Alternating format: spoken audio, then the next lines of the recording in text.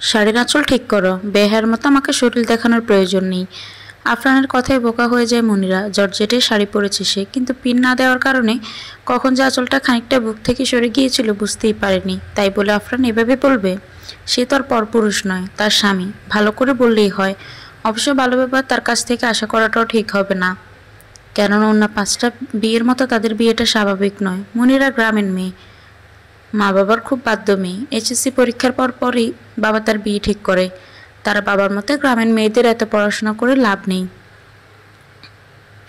তার সাথে যে ছেলের বিয়ে ঠিক হয় তার নাম আনাস। ছেলেটি দুবাই কাজ করে, বিয়ে করতেই দেশে এসেছে। মনিরাকে একবার দেখেই তার ভালো লাগে। মনিরার ওই ছেলেটিকে পছন্দ হয়। দুই পরিবারের সম্মতিতে তাদের বিয়েও ঠিক হয়, কিন্তু বিয়ের দিন এমন একটা পরিস্থিতির সম্মুখীন হবে সে জানতো না। বিয়ের আসরে আসার পথে মনিরার হবু বর মারা যায়। তাদের গাড়িটি একটি ট্রাকের সাথে ধাক্কা লাগে। হবু বরের মৃত্যুর জন্য দায়ী করা হয় মনিরাকে। গ্রামের মানুষের মতে মনিরা অপয়া বলেই আনাসের মৃত্যু হয়, আর তাই মনিরাকে তারা এই গ্রামে রাখতে চায় না। গ্রামের আর কোনো ছেলের সাথে তার বিয়ের চেষ্টাও করা যাবে না। ঘরের ভিতর থেকে এসব কথা শুনতে পায় মনিরা। তার বাবা মার সাথে গ্রামের মানুষের তর্ক হচ্ছে শোনা যাচ্ছে।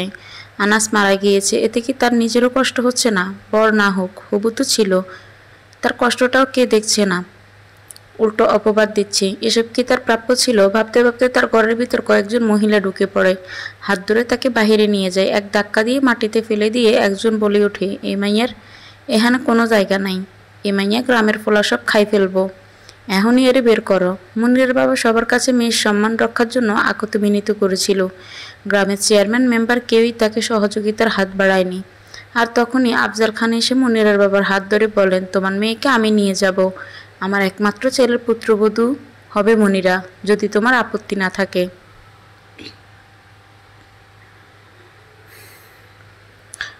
আফজাল খানের কথা শুনে অবাক হয়েছিল মনিরার বাবা মা, তার চেয়ে বেশি অবাক হয়েছে আফরান।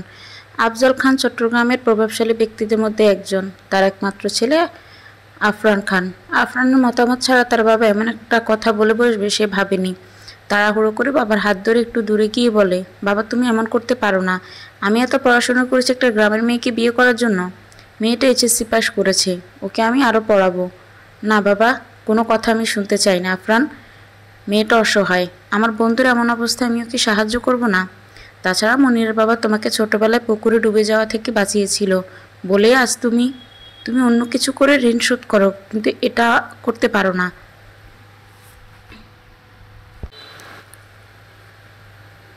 তুমি আমার কথার মান রাখবে না আফরান?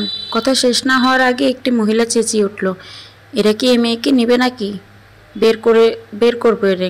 অসহায় দৃষ্টিতে আফজাল সাহেব তার ছেলের দিকে তাকালো, আর তখনই আফরান মাথা নেড়ে সায় দিল। অবশেষে হয়ে গেল আফরান আর মনিরার বিয়ে।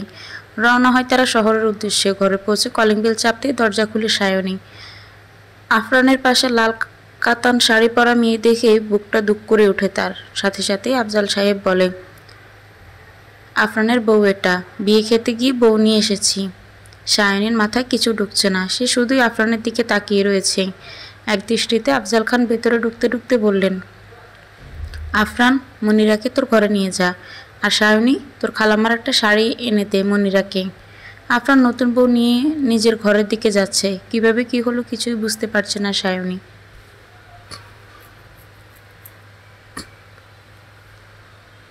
সায়নী আফরানের খালাতো বোন। 7 বছর ধরে আফরানদের বাসায় থাকে সে, কারণ 7 বছর আগে অ্যাক্সিডেন্টে বাবা মা দুজনকেই হারায় সায়নী। সেদিনটা ছিল তার জীবনে এক ভয়াবহ দিন। সায়নীর পরিবার আফরানদের বাসায় বেড়াতে এসেছিল। তখন আফরানের মা ছিল 8 মাসের প্রেগনেন্ট। রাতের খাবার খেয়ে সবাই বসে আড্ডা দিচ্ছিল। সেই সময় হঠাৎ পেটে ব্যথা করে ওঠে আফরানের মায়ের। সায়নীর মা বুঝতে পারে তার পেন উঠেছে। এদিকে আফজাল খান বাসায় ছিলেন না, তাই সায়নীর মা বাবা ঠিক করে তারাই আফরানের মাকে হাসপাতালে নিয়ে যাবে। সায়নীর মা ড্রাইভারকে গাড়ি বের করতে বলে সায়নী আর আফরানের কাছে এসে বলে, তোরা বাসায় থাক, অফিস থেকে দুলাভাই এলে ওনাকে নিয়ে হাসপাতালে চলে আসিস। গাড়ি নিয়ে বের হয়ে যায় তারা, কিন্তু পথে অ্যাক্সিডেন্টে মৃত্যু হয় সকলের। সেই সময় আফরানের পাশে ওর বাবা থাকলেও সায়নীর পাশে ছিল না কেউ, তাই আফজাল খান সায়নীর সব দায়িত্ব নেন। সায়নী খালাম্মার একটা জর্জেট শাড়ি এনে মনিরের কাছে আসে। সে সময় রুমে আফরানকে দেখতে পায়নি সে, কেমন আছো মনিরা? আমার আর ভালো থাকা কেন? যার সাথে বিয়ে ঠিক হয়েছিল সে মারা গিয়েছে। অপয়া বলে তাড়িয়ে দিল গ্রাম থেকে। আর তখনই আমাকে বিয়ে করে উদ্ধার করেছে উনি। ও, আপনি কে? সায়নী, আফরানের খালাতো বোন। এখানেই থাকি 7 বছর ধরে, কিন্তু চিন্তা করো না, খুব তাড়াতাড়ি চলে যাব। কেন? বিয়ে তো সামনে। ও আচ্ছা, কিন্তু কিসের চিন্তা? কিছু না। আর কিছু না বলে সায়নী নিজের রুমের দিকে রওনা হয়। এদিকে আফরান নিজের ফোনটি নিতে রুমে আসতেই দেখে শাড়ি পরে দাঁড়িয়ে রয়েছে মনিরা, কিন্তু আঁচলটা ঠিক নেই। এমন দৃশ্য দেখে মাথা ঠিক রাখতে পারেনি সে। শুনিয়ে দেয় কয়েকটা কথা মনিরাকে। বারান্দায় দাঁড়িয়ে গুনগুন করে গান গাইছে সায়নী। পেছন থেকে কেউ তাকে জড়িয়ে ধরে। এই স্পর্শ তার অচেনা নয়। সায়নী, আফরানের ডাকে ঘোর কাটে সায়নীর। তার কাছ থেকে নিজেকে সরিয়ে একটু দূরে গিয়ে বলে, নতুন বউ ফেলে তুমি এখানে কেন? তোমাকে কিছু বলার আছে আমার।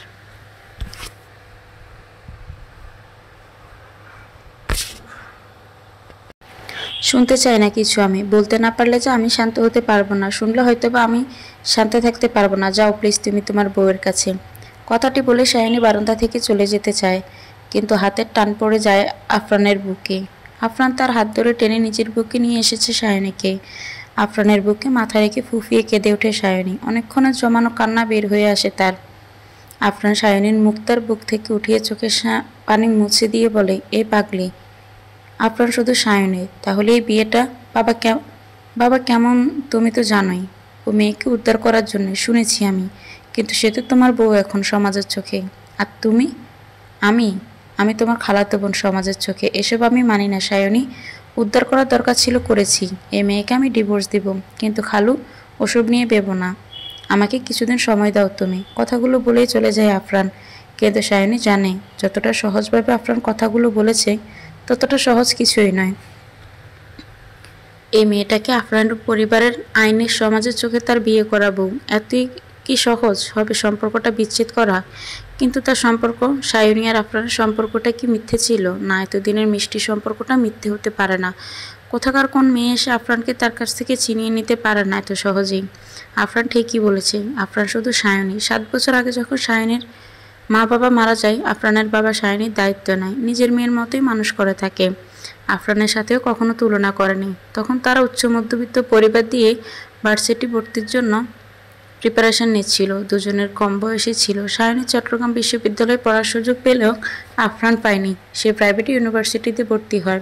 সেই সময় সায়নী বাসার হাল ধরে। আফজাল খান সায়নীকে পেয়ে খুবই খুশি ছিলেন।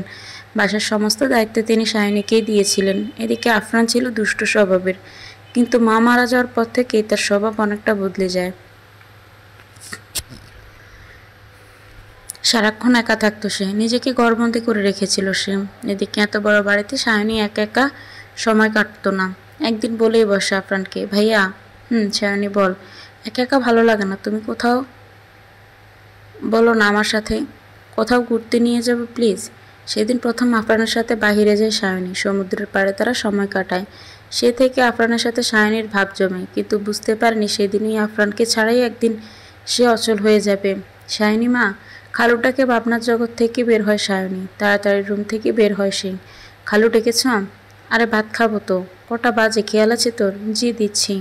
রাতের খাবার খেয়ে আফজাল খান ও মনিরা নিজের রুমে গেলেও ডাইনিং রুমে দাঁড়িয়ে থাকে সায়নী। আফরান, যাচ্ছ না কেন নতুন বউয়ের কাছে? কিছু না বলে আফরান এগিয়ে যায় নিজের রুমে। তা দেখে সায়নীর বুকে পাথর চাপা পড়ে।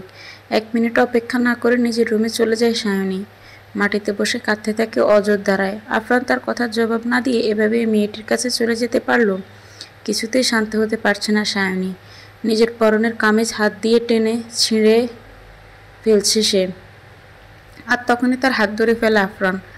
ছাড়ো আমাকে। এই পাগলি, এমন করছো কেন? তুমি এমন করলে আমার কি হবে? আমাকে কে সাপোর্ট দিবে? কেন, তোমার নতুন বউ দিবে? শারীরিক মানসিক সব। আর কিছু বলতে না দিয়ে সায়নীর গোলাপি ঠোঁট জোড়ো নিজের ঠোঁটের মাঝে ঢুকিয়ে দিল আফরান। সে জানে কিভাবে সায়নীকে শান্ত করা যায়। খানিকক্ষণ ঠোঁট জোড়া আফরান বলে ওঠে, এই মেয়েটাকে নিজের রুম থেকে সরিয়ে এসেছি। আমার সব কিছুতেই শুধু তোমার অধিকার। সত্যি? একদম। অনেক বেশি ভালোবাসি তোমায়।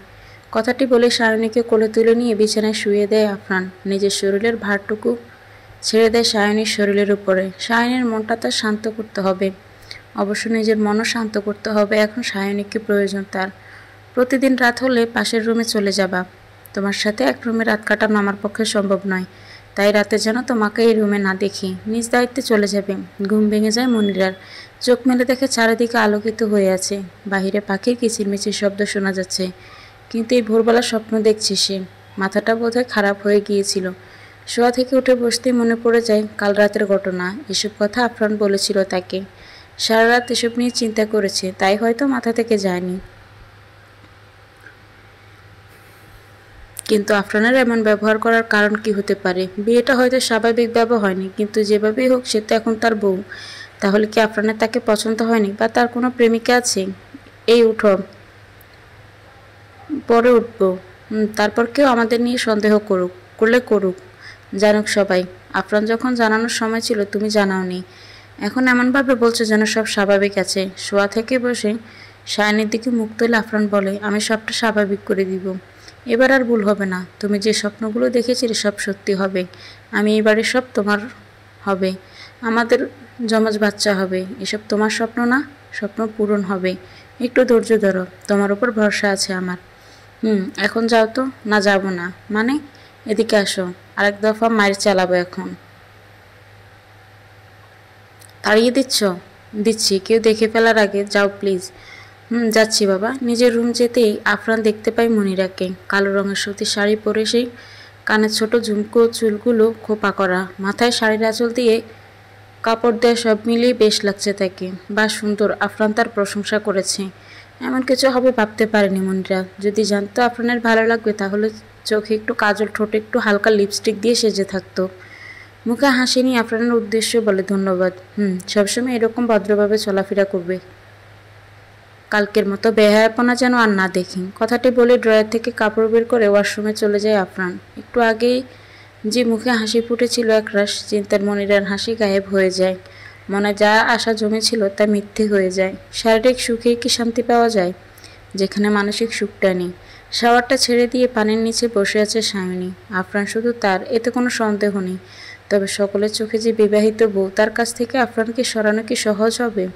কিন্তু আফরানের সাথে তার নিজের সম্পর্কটা অনেকটাই এগিয়ে গিয়েছে। সে কি করে মানবে মাঝপথে এসে আফরান থেকে দূরে সরে যেতে হবে?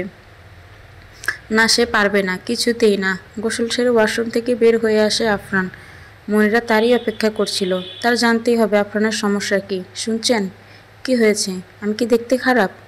তাই নয়, দেখলেই পারো। নিজেকে খারাপ লাগে না আয়নায়? কিছু বলছেন না কেন? এসব ফালতু কথা বলার সময় নেই আমার। কথাটি বলে আফরান চলে যেতে চাইলে মনিরা তার সামনে গিয়ে দাঁড়িয়ে বলে, মানলাম আমাদের বিয়েটা স্বাভাবিকভাবে হয়নি, তাই বলে এমন করবেন আপনি? বিয়ে করা বউ হই আমি আপনার। নিজেদের একটা সুযোগ দেওয়ার চেষ্টা কি করা উচিত না? অবশ্যই উচিত না। কোনো কারণ নিশ্চয়ই আছে, সেটা জানতে চাই আমি। আমাকে পছন্দ হয়নি নাকি প্রেমিকা আছে? ভালোবাসা আছে আমার। তাই তোমাকে পছন্দ করার কথাটি আমি ভাবতেই পারি না। সেই সময় মাথায় কাজ করেনি আমার।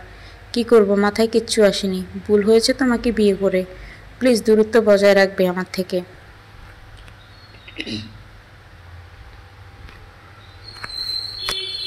খুব তাড়াতাড়ি তোমাকে ডিভোর্স দিব আমি। কথাগুলো বলে আফরান চলে যায়। মনিরা দাঁড়িয়ে থাকে আগের জায়গাতে। তার জীবনটা এত এলোমেলো কেন? সুখ কি তাকে ধরা দিবে না? মনিরা, নাস্তা করতে এসো। সায়নীর ডাকে ঘুর কাটে মনিরার। সায়নীর দিকে তাকাতেই দেখে চুল বেয়ে পানি পড়ছে তার। আপু সকালে গোসল করলেন যে? অভ্যাস আমার। চলো, তুমি নাস্তা করবে। চুল ভালোভাবে মুছে নিয়েন, না হলে ঠান্ডা লেগে যাবে। মনিরাকে নিয়ে সায়নী ডাইনিং টেবিলের দিকে এগোলো। আর মনে মনে বলে, অভ্যাস এটা আমার। এই অভ্যাস যে আফরান করেছে। রাত 9টা, আফরানের রুমটা সাজানো হচ্ছে। আফজাল খানের কথা মতো বাসর ঘর সাজানো হচ্ছে। আফজাল খান সন্ধ্যায় ছোটোখাটো অনুষ্ঠানের আয়োজন করেন নতুন পুত্রবধূর জন্য। সায়নীকে দায়িত্ব দেওয়া হয় মনিরাকে সাজানোর। মনিরাকে সে নিজের মনের মতো করে সাজিয়ে দেয়, যেমনটা এমন দিনে তার সাজার ইচ্ছে ছিল। তবে সে জানে যতই মনিরাকে সাজানো হোক, আফরান তাকে স্পর্শও করবে না। মনিরাকে নিয়ে সায়নী আফরানের রুমে যায়। খাটে গিয়ে বসিয়ে দেয় মনিরাকে। সাজানো রুমটা দেখে তার বুকের ভেতর হাতুড়ি পিটাতে শুরু করার মতো লাগে। বিছানায় ফুল দিয়ে লেখা দেখে A+M, এমনটা নাকি লেখার কথা ছিল। মোটেও না, শুধুই A+S লেখার কথা। এই রুমটা সায়নের জন্য সাজানোর কথা, আর খুব তাড়াতাড়ি এমনটাই হবে। সাজানো বাসর ঘরটা এলোমেলো করে দেওয়ার ইচ্ছে থাকলেও করল না সে। ছোট্ট একটা নিঃশ্বাস ফেলে পা বাড়িয়ে দেয় রুম থেকে বেরোনোর জন্য। আর তখনই আফরানের বন্ধুরা আফরানের সাথে মজা করতে করতে তাকে নিয়ে রুমের কাছে আসতেই শাহিনুকে দেখে থেমে যায় তারা। শাহিনী যে আফরানের ভালোবাসে এটা তাদের অজানা নয়। কি ভাইয়ারা, থামলেন কেন? বন্ধুর বাসর রাতে এমন মজা করতে হয়। মজা তো আমিও করব, আমি তো ওনার খালাতো বোন। দেখি আফরান সাহেব, টাকা দাও। কিসের টাকা? এই যে বাসর করে ঢুকবে। দিচ্ছি টাকা। শাহিনীর হাত ধরে টেনে রুম থেকে বের হয়ে যায় আফরান। একটু দেরি গিয়ে বলে, প্লিজ লক্ষ্মীটি, মাথা ঠান্ডা রেখো। আজ বাসায় মেহমান আছে, তাই আমাকে এই ঘরেই থাকতে হবে, কিন্তু আমার মনটা তোমার কাছেই থাকবে। বিশ্বাস করো না আমাকে? করি। আশেপাশে তাকিয়ে কাউকে দেখতে না পেয়ে শাহিনীর হাতে আলতো করে চুমু খেয়ে নিজের রুমের উদ্দেশ্যে চলে যায় আফরান। শাহিনীকে নিয়ে তার এই ঘরে যাওয়ার কথা ছিল, তাহলে কেন তাকে ফেলে আফরান অন্য মেয়ের কাছে চলে গেল? কি থেকে কি হয়ে গেল, সামনে আরও কী হবে তা জানা নেই। সে বিশ্বাস করে আফরানকে, কিন্তু তবুও যে ভয় করছে তার খুব। আফরান কি পারবে আজ রাতে এই মেয়ের থেকে দূরে থাকতে? দরজা বন্ধ করে খাটের দিকে তাকাতেই মনিরাকে দেখতে পায় আফরান, গোলাপি রঙের কাতান শাড়ি পরা।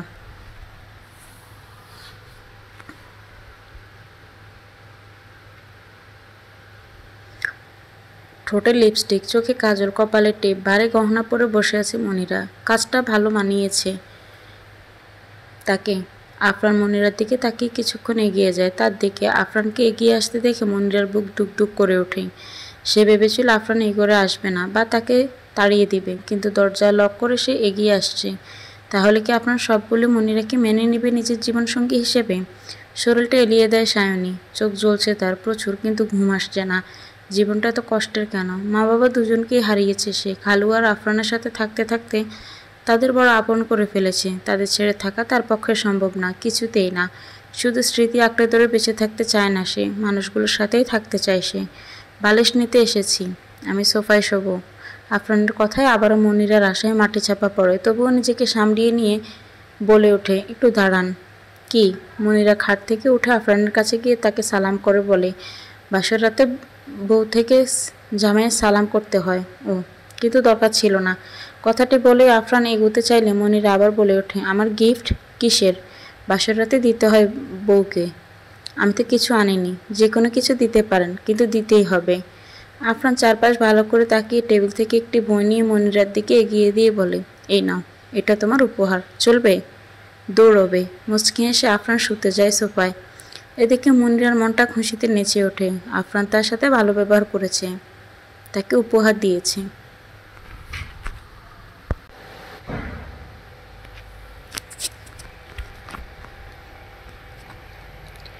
এটাই অনেক বড় পাওয়া। যদিও আফরান ডিভোর্স দিবি বলেছে, কিন্তু চেষ্টা করতে ক্ষতি কি?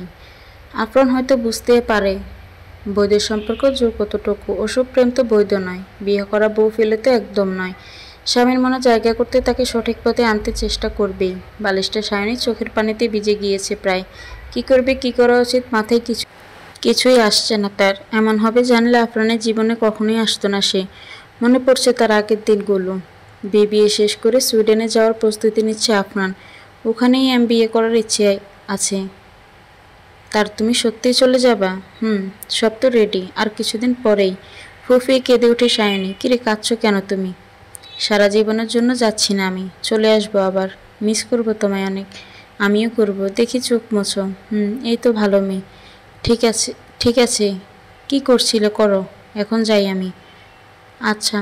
খালু বাসায় নেই, অফিসের কাজে বাইরে আছেন, কাল সকালে আসবেন। ঠিক আছে। অনেকক্ষণ যাবত শাহিনীকে দেখছে না আফরান। গেল কোথায় মেয়েটা? আমাকে খুঁজছিলে?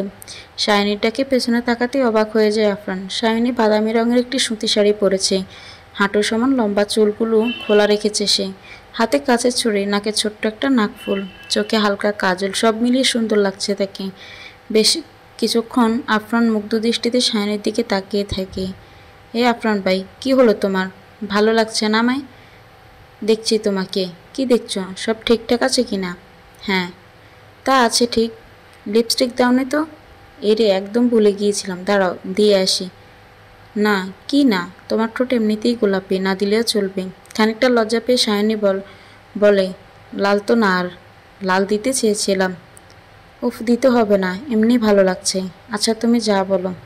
তা শাড়ি পরলে যে? ইচ্ছে ছিল বফের সাথে শাড়ি পরে চাঁদ দেখবো। তা বাফ তো হয়নি। ভাবছি তুমি বিদেশ যাওয়ার আগে তোমাকে একদিনের জন্য বব বানিয়ে নেই। Good idea. আমারও গফ নেই, তবুও এমন ভাবনা মাথায় আসেনি। না চাইতেও গপ পেয়ে যাব ভাবিনি। হোক না একদিনের জন্য। চলো দুজনে ছাদে গিয়ে দেখি আকাশটা মেঘলা হয়ে আছে। এ সময় আকাশ মেঘলা কেন? মনে হচ্ছে এখনই বৃষ্টি পড়বে। তোমার চাঁদ দেখা তো আর হলো না, বৃষ্টি বিলাস তো হবে। মানে কি তুমি ভিজবে বৃষ্টি হলে? সায়নী জবাব দেওয়ার আগেই আকাশ থেকে ঝুম করে বৃষ্টি পড়ে।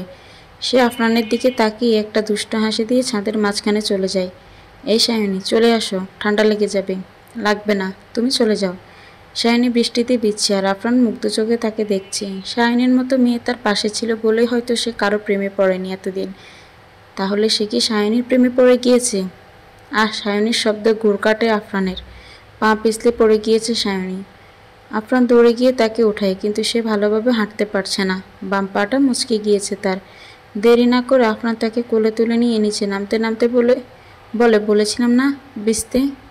পেলে তো ব্যথা এখন। সরি। আমাকে সরি বলে কি হবে? ব্যথা তো তুমি পেয়েছ। সায়নীকে নিজের রুমে নিয়ে যায় আফরান। খাটে বসিয়ে তার বাম পায়ের মোচড়টা সারাতে চেষ্টা করে। আমার পায়ে হাত দিও না। চুপ একদম। একটা কথাও কেমনি মেয়ে শুনে না। আফরান নিমিষে কীভাবে যে তার পায়ের ব্যথা সারিয়ে দিয়েছে বুঝতেই পারেনি সে। দেখি হেঁটে দেখাও তো। সায়নী বিছানা ছেড়ে উঠে অল্প একটু হেঁটে দেখিয়ে বলে, বাহ তোমার হাতে জাদু আছে। এখনও বোঝাই যাচ্ছে না আছে নাকি নেই। পুরো রুম হেঁটে দেখাও আমাকে, তারপর বোঝা যাবে। আরে ঠিক আছি তো। বেশি কথা বলো তুমি। হেঁটে দেখাও পায়ে ব্যথা হয় কি না। ডাক্তারের কাছে যেতে হবে ব্যথা থাকলে। তাড়াতাড়ি দেখিয়ে নিজের রুমে গিয়ে জামা বদলে নিবা, না হলে ঠান্ডা লেগে যাবে। সায়নী হাঁটতে থাকে। পুরো রুম হেঁটে এসে আফরানের কাছে আসতেই আকাশ বিদ্যুৎ চমকায়। বিদ্যুতের বিকট শব্দে ভয় পেয়ে সায়নী জড়িয়ে ধরে আফরানকে। আর তার ছোঁয়া পেয়ে আফরান নিজেকে সামলাতে পারেনি। কাঁধ থেকে সায়নীর ভেজা চুলগুলো একপাশে সরিয়ে আলতো করে ঘাড়ে চুমো খায় সে। তার ঠোঁটের স্পর্শে সায়নীর সারা শরীর শিহরিত হয়ে যায়। না চাইতেও সে আরো শক্ত করে জড়িয়ে ধরে আফরানকে। আফরানও তার সায় পেয়ে সায়নীর ভেজা পিঠে হাত বুলাতে থাকে। এটা কি করতে যাচ্ছে সে? নিজের সম্মান খালুর বিশ্বাস এভাবে নষ্ট করবে? সায়নী নিজেকে আফরানের থেকে ছাড়িয়ে নিয়ে দৌড়ে চলে যায় এদিকে। আফরানও নিজের কাজের জন্য লজ্জিত হয়। সে কি করে পারলো এমন একটা কাজ করতে? সেদিন থেকে আফরান ও সায়নী আর মুখোমুখি হয়নি। দুজনের মাঝে অপমানবোধ কাজ করছিল। দেখতে দেখতে আফরানের সুইডেন যাওয়ার দিন ঘনিয়ে আসে।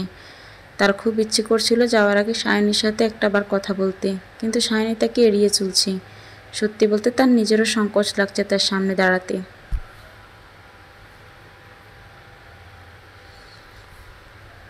লাগেজ নিয়ে আফরান দাঁড়িয়ে থাকে সদর দরজায়। আত্মীয় বন্ধু বান্ধব অনেকে এসেছে তার সাথে দেখা করতে, কিন্তু তার চোখ শুধু সায়নীকে খুঁজছে। হতাশ হয়ে বের হওয়ার আগে শেষবারের মতো পেছনে তাকায় সে।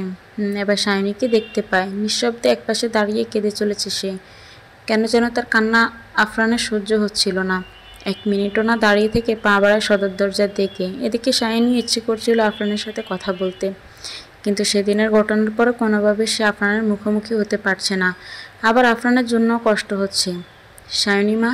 খালুর ডাকে ভাবনার জগৎ থেকে বের হয় সায়নী। আগের কথা ভাবতে ভাবতে কখন যে সকাল হয়ে গিয়েছে বুঝিনি।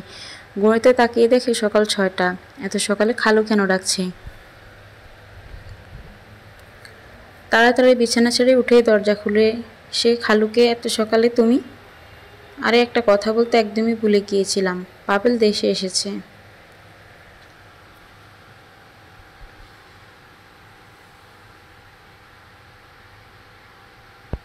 আজ সকাল 10টায় বাসায় আসবে তোকে নিয়ে বাইরে কোথাও যাওয়ার জন্য। পরের যদি ভুলে যাই তাই এখনই তোকে বলতে এসেছি। পাবেল দেশে এসেছে এক বিপদের হাত থেকে না বাঁচতে আরেক বিপদ হাজির। তার মোটেও ইচ্ছে করছে না পাবেলের সাথে কোথাও যেতে। কি করা যায় এখন? কিরে কি ভাবছিস? খালু বাসায় এখন আত্মীয় স্বজন রয়েছে, ওদের ফেলে কি করে যাই? ওসব তোকে ভাবতে হবে না। হাসির মাকে খবর দিব, আমিও সামলাবো। তাছাড়া মেহমান আর তেমন কই আছে, চলেই যাবে সবাই। এখন একটা কাজও তুই করবি না। আরাম কর, 10টার আগে তৈরি হয়ে থাকবি, পাবেল এসে নিয়ে যাবে তোকে। খালু চলে যাওয়ার পর সায়নী দরজা বন্ধ করে দরজার সাথে হেলান দিয়ে দাঁড়িয়ে থাকে। এত বাধা অতিক্রম করে সে কি আফরানের হয়ে থাকতে পারবে? আসতে পারে সায়নী আপু? আরে এসো মনিরা, কিছু লাগবে তোমার? কোনো কারণ ছাড়া আসতে পারি না বুঝি? কেন নয়, অবশ্যই আসবা। আর কোনো কিছু লাগলে আমাকে বলবা। অবশ্যই। আসলে আমি এখন কারণ নিয়েই এসেছি। তাই? কি কারণ? এই শাড়িটা বাবা দিয়েছে। এটা নাকি মায়ের সবচেয়ে প্রিয় শাড়ি, যেটা বাবা সবসময় নিজের কাছে রাখতেন। আমি জানি। তোমায় দিয়েছে এটা? না, আপনাকে আজ এটা পরাতে বলেছে বাবা। মানে শাড়িটা আপনাকে দিয়েছেন, আর আমাকে বলেছেন আপনাকে তৈরি হয়ে সাহায্য করতে। আরে তোমায় কষ্ট করতে হবে না, আমি জানি আপনি অনেক ভালো সাজতে পারেন। কাল আমাকে সাজিয়েছিলেন, আজ না হয় আমি আপনাকে সাজাই নিজের মতো। মনিরা, আমার সাজার ইচ্ছে নেই। কামিজ পরে বের হব, কিন্তু বাবা জানলে রাগ করবেন। আচ্ছা, আমি আপনাকে সাজাবো না, নিজের মতোই সাজেন। আমি বসি এখানে। ঠিক আছে, বসো। আফরান আজ থেকে অফিসে যাবে ঠিক করেছে। বাসায় তার ভালো লাগছে না কিছু। সায়নী মনিরা দুজনের সামনে পড়লেই নিজেকে তার অপরাধী মনে হয়। মনিরাকে কিভাবে নিজের লাইফ থেকে সরাবে সে বুঝছে না।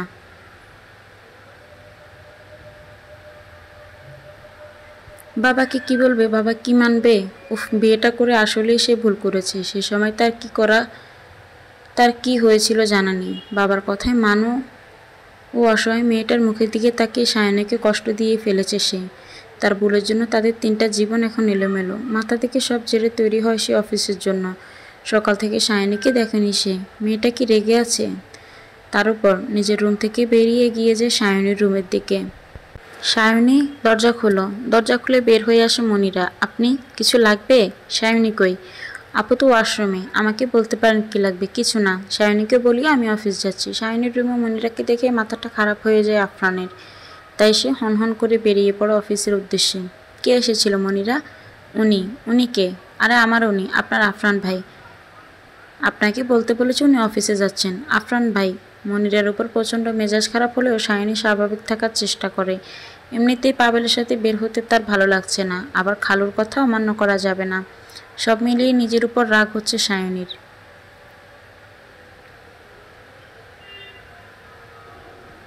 বিয়ের 3 দিনের মাথায় অফিস কেন যেতে হলো আফরানের? আসলেই অফিসে গিয়েছে নাকি তার প্রেমিকার কাছে? গভীর চিন্তায় পড়ে যায় মনিরা। কি চিন্তা করো? ওনার কি কোনো প্রেমিকা আছে? মনিরার এমন প্রশ্নে ভেবাচেকে খেয়ে যায় সায়নী। হঠাৎ এমন একটা প্রশ্ন করে ফেলবে ভাবতে পারেনি সে। কি হলো আপু? আপনার সাথে ভালো ভাবতার নিশ্চয়ই জানেন আপনি। জানি। না, নেই। তবে যে উনি বললেন। কি? মনিরা কিছু বলার আগে দরজায় এসে উপস্থিত হয় আফজাল খান। সায়নী মা, হলো তোর? পাবেল এসেছে। জি খালু, আসছি। বাহ, বেশ মানিয়েছে তোকে শাড়িটা। খালাম্মার স্মৃতিটা আমাকে দিয়ে দিলে কেন? তুই কি পর নাকি? বাদ দে।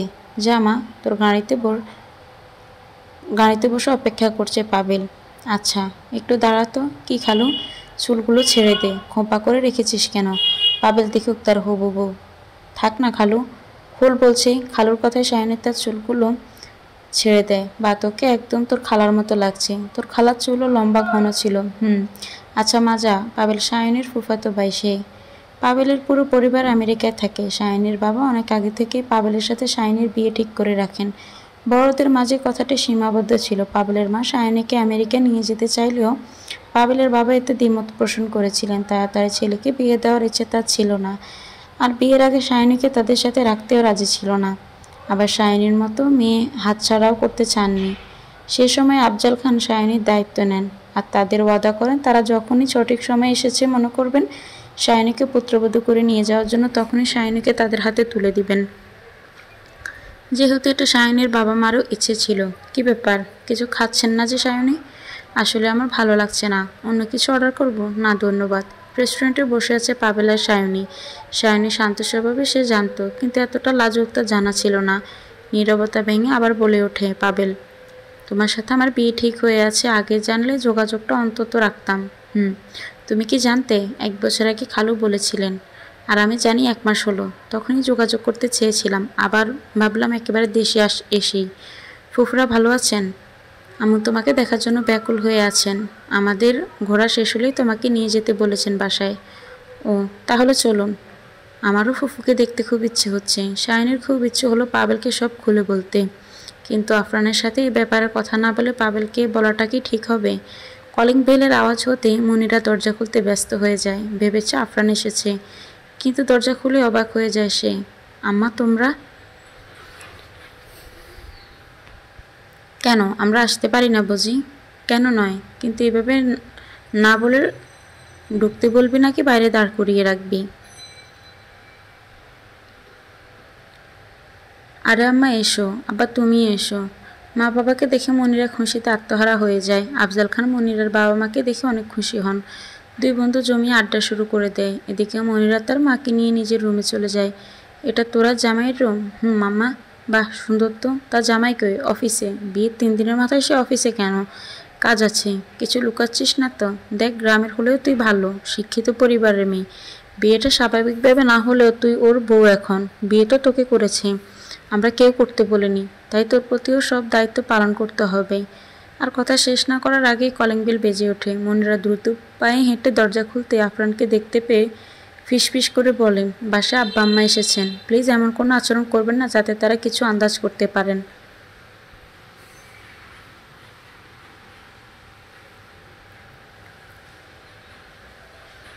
মনিরাকে কিছু না বলে আফরান ঘরে ঢুকে শ্বশুর শাশুড়িকে সালাম করে কথা বলেন। আপনি ফ্রেশ হন, আমি আম্মাকে নিয়ে অন্য রুমে যাই। না না, তোমরা বসো এখানে, আমি কাপড় নিয়ে অন্য রুমে যাচ্ছি। আফরান ড্রয়ার থেকে কাপড় নিয়ে রুম থেকে বের হয়, কিন্তু সোজা চলে যায় সায়নের রুমে। সারাদিন ফোন করে সায়নীকে পায়নি সে। সমস্যা কি মেয়েটা জানতে হবে তার। কিন্তু রুমে গিয়েও সায়নীকে পায়নি। সায়নীর ফোনটা টেবিলে দেখতে পায়। পুরো ঘর তন্ন তন্ন করে খুঁজে সায়নীকে না পেয়ে চলে যায় সে মনিরার কাছে। সায়নী কোথায়? আপু তো পাবেল ভাইয়ের সাথে বাইরে গিয়েছেন, ওনার বাসায়ও যাবেন শুনেছি। পাবেল? ও কখন এসেছে? আর সায়নী ওর সাথে বাইরে কখন গিয়েছে? আপনি অফিসে যাওয়ার পরেই। ওই যে তখন আপনি এসেছিলেন না আপুর রুমে, আপু তখন বের হওয়ার জন্যই তৈরি হচ্ছিলেন। তুমি আমাকে তখন কেন বলনি সায়নী বাইরে যাবে পাবেলের সাথে? মানে? আফরান খেয়াল করলো মনির মা তার দিকে চেয়ে আছেন। নিজের রাগ সংযত করে কিছুটা বলে রুম থেকে বের হয়ে যায় সে। ফুফিদের সাথে সারাদিন কাটানোর পর সায়নী ফিরে আসে আফজাল খানের বাসায়। ফুফি তাকে থাকতে বলেছিল, কিন্তু সে থাকেনি। পাবেল তাকে গাড়ি থেকে নামিয়ে দিয়ে চলে যায়। সায়নী কলিং বেল চাপতে দরজা খুলে দেয় আফরান। আফরানের চোখ দুটো লাল হয়ে আছে, রাগান্বিত দৃষ্টিতে তাকিয়েছে তার দিকে। ভেবেছিলাম থেকে যাবে, আজ থেকেই যেতে এসেছো কেন? আফরানের প্রশ্নের জবাব না দিয়ে সায়নী ঘরের ভিতরে পা বাড়াতে মনিরাকে দেখতে পায়। আপু একটু ডাইনিং রুমে আসবেন? কেন? আমার আম্মা এসেছেন, দেখা করবেন না? চলো। মনিরা তাকে নিয়ে ডাইনিং রুমে চলে যায়। এদিকে আফরান রাগে গিজগিজ করতে থাকে। সায়নীর উপর প্রচণ্ড মেজাজ খারাপ তার। সায়নী কীভাবে পাবেলের সাথে বাইরে গিয়েছে, তাও আবার তাকে না বলে। না জবাব পাওয়া অবধি শান্ত থাকা যাচ্ছে না। ডাইনিং টেবিলে বসে নাস্তা করছে মনিরার বাবা মা ও আফজাল খান। আসসালামু আলাইকুম আঙ্কেল আন্টি। সায়নীর ডাকে তার দিকে চোখ পড়তেই কিছুক্ষণ মুগ্ধ দৃষ্টিতে তাকিয়ে থাকে মনিরার মা বাবা। দুজনেই সালামের জবাব দেন। ভালো আছেন আপনারা? মনিরার মা জবাব দেন, আছি। তুমি কেমন আছো? জি ভালো। আপনারা বসেন, আমি ফ্রেশ হয়ে আসি। মনিরার দিকে তাকিয়ে সায়নী আবার বলে, ওনাদের দিকে খেয়াল রেখো, আর কোনো কিছুর দরকার হলে বলিও আমায়।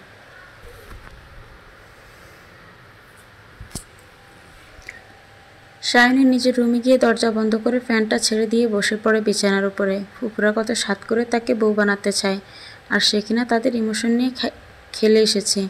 একদম ঠিক হয়নি এসব। খালু ফুফু মনিরা ওদের সাথে অন্যায় হয়ে যাচ্ছে। এমন একটা দিনও তার জীবনে আসবে স্বপ্নেও ভাবেনি সে। বলো না কেন তুমি বহুদূর, কেন আমি একা? হৃদয়ের ভাঙচুর। আফরানের গলার স্বরে চমকে যায় সায়নী। আফরান গান গাইছে, কিন্তু কোথায় সে? ভাবতে ভাবতে বারান্দা থেকে বেরিয়ে আসে আফরান। কিছুক্ষণ সায়নীর দিকে তাকিয়ে থেকে বলে, বেগুনি রঙের জামদানি শাড়ি, ঘন কালো চুল ছেড়ে চোখের গাঢ় কাজল, বাহ ভালোই লাগছে। কিন্তু এত সব কিছু আমার জন্য নয়, ওই পাগলের জন্য। আমাকে না বলে ওর সাথে কেন গেলে তুমি? সায়নীকে চুপ থাকতে দেখে আফরানের মেজাজ আরও খারাপ হয়ে যায়। সে সায়নীর কাছে গিয়ে হাত ধরে টান দিয়ে বসা থেকে উঠিয়ে দেয় তাকে। হাত দুটো শক্ত করে ধরে আবার জিজ্ঞেস করে, কেন গিয়েছ? আমার লাগছে আফরান। সায়নীর কথায় তার হাত ছেড়ে দেয় আফরান। শান্ত গলায় বলে সায়নী, কেন গিয়েছ? খালু বলেছেন, বাবা বললেই তোমাকে যেতে হবে? আমার বউ হয়ে কিভাবে তুমি পরপুরুষের সাথে ডেটে যেতে পারো? আফরানের কথায় উচ্চস্বরে হেসে ওঠে সায়নী। বাসায় মনিরের বাবা মা আছে মনে পড়তেই হাসি থামিয়ে বলে, তুমি এখন যাও। পারিবারিক সামাজিক আইনের চোখে যে তোমার বউ, তার পরিবার আছে এখন বাসায়, জানতে পেলে খারাপ দেখাবে। খালাতো বোনের রুমে দরজা বন্ধ করে, কিসের বোন? তুমি আমার বউ, বুঝেছ? তুমি কি? আমি তোমার রহস্য করবে না একদম। আমি তোমার বউ, কিন্তু গোপন বউ। সবার চোখে মনিরাই তোমার বউ। আমি নয়, আমি পারছি না সহ্য করতে এসব। সামান্য পাবেলের সাথে বের হয়েছি বলে তুমি আমাকে কথা শোনাতে এসেছো, আর নিজে যে একটা বউ থাকা সত্ত্বেও আর একটা মেয়েকে বিয়ে করে নিয়ে এসেছো, তাতে কিছু না? কখন বলবে তুমি খালুকে আমাদের কথা? আগেও বলতে পারোনি, আদৌ বলতে পারবে না? নাকি আমার রাস্তা আমি দেখব? শাইনের কথাগুলো শুনে কোনো জবাব না দিয়ে আফনান তার রুমে পায়চারি করতে থাকলো। এক পর্যায়ে দেয়ালের পাশে গিয়ে দেয়ালের উপর নিজের হাত মুঠি করে ঘুষে দিতে লাগলো।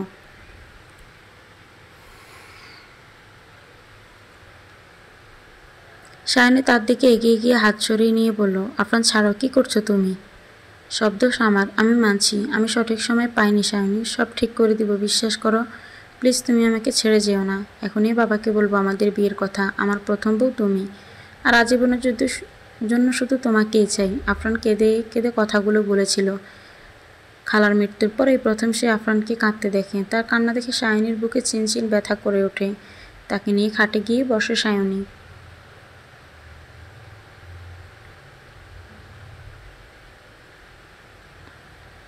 আফরানের মাথা নিজের বুকের মাঝে লুকিয়ে বলে, এই পাগল, কেঁদো না। আমি শুধু খালুর কথা রাখার জন্যই গিয়েছি ওখানে।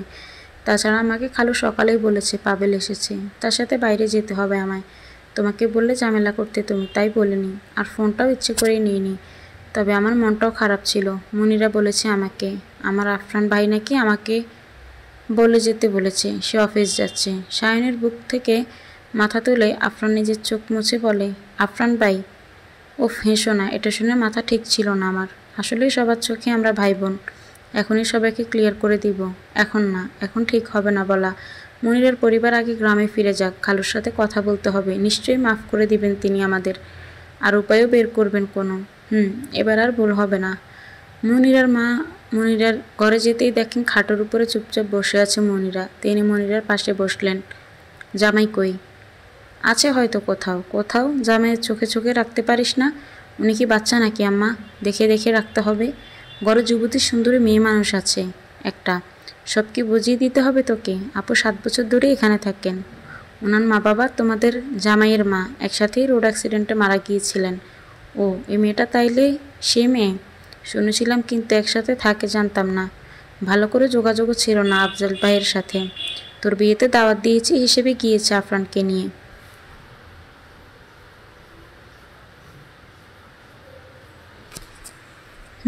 তাও জামাইকে চোখে চোখে রাখবি। তোর সাথে কেমন কঠোর কঠোর করে কথা বলে।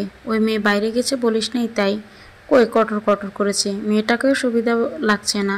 না মা, ওই কয়েকদিনে যা বুঝেছি শাইনি আপু অনেক ভালো। তাও খুব তাড়াতাড়ি ওনার বিয়েও হয়ে যাবে, এত ভেবো না তুমি। মনিরার মা আর কিছু না বলেও আফরানের আচরণে আফরানকে নিয়ে সন্দেহ ঢুকে তার মনে। রাতের খাবার খেয়ে সবাই যে যার রুমে চলে যায়। মনিরার মা বাবাদের সায়নী একটি রুমে নিয়ে যায়। এদিকে আফরান আর মনিরা এক রুমে। সবাই ঘুমিয়ে পড়লে আমি চলে যাব পাশের রুমে। দরকার নেই আজ এখানে থাকো তুমি। কিন্তু কোনো কিন্তু না। তোমার আম্মারা যতদিন থাকবে এখানে থাকবা তুমি। তাহলে আমি আজ সোফায় শোবো। কেন? আপনার রুমে আপনি আর কত কষ্ট করবেন? আপনার কিছু না বলে শুয়ে পড়ে বিছানায়। মনিরা চুপচাপ বালিশটা নিয়ে এগিয়ে যায় সোফার দিকে। মনিরা সবটা জানানো দরকার, কিন্তু বাবার সাথে পরামর্শ না করে কিছু করা ঠিক হবে না এখন। মানুষ মাত্রই ভুল, কিন্তু তার জীবনে সে এত বড় ভুল কিভাবে করলো?